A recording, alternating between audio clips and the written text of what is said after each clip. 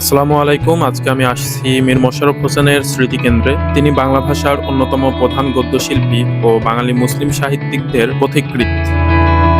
কারবালা যুদ্ধের উপজীব্য করে রচিত বিষাদ সিন্ধু তার সবচেয়ে জনপ্রিয় সাহিত্যকর্ম।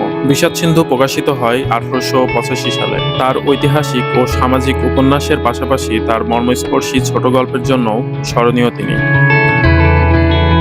মীর মোশাররফ হোসেন বাঙালি মুসলিম পরিবারে জন্মগ্রহণ করেন। তার প্রাথমিক শিক্ষা একটি ঐতিহ্যবাহী মাদ্রাসায়। সেখানে তিনি আরবি ও ফার্সি ভাষা শিখেছিলেন। পরে তিনি বাংলা কৃষ্ণনগর কলেজিয়েট স্কুলে ভর্তি হন। সেখানে তিনি বাংলা ইংরেজি সাহিত্যে একটি শক্তিশালী ভিত্তি গড়ে তোলেন। তিনি তৎকালীন ভারতবর্ষের বর্তমান বাংলাদেশের কুষ্টিয়া জেলার কুমারখালী উপজেলা চাপড়া ইউনিয়নের লাহিনীপাড়ায় 13 নভেম্বর 1847 সালে জন্মগ্রহণ করেন এবং মৃত্যুবরণ করেন 19 ডিসেম্বর 1912 সালে।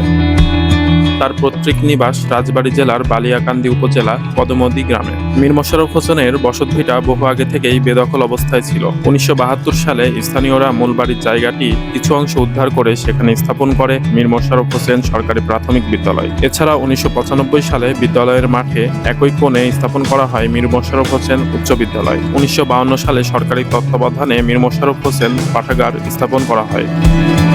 2010 সালে একই কমপ্লেক্সে পাঠাগার ও অডিটোরিয়াম স্থাপন করা হয়। 2012 সালে state bank of Indian governor Arundhati Bhattacharya সপরিবারে বেড়াতে এসেছিলেন এই বাড়িতে। তখন তিনি লক্ষাধিক টাকার বই দান করেছিলেন এই পাঠাগারে।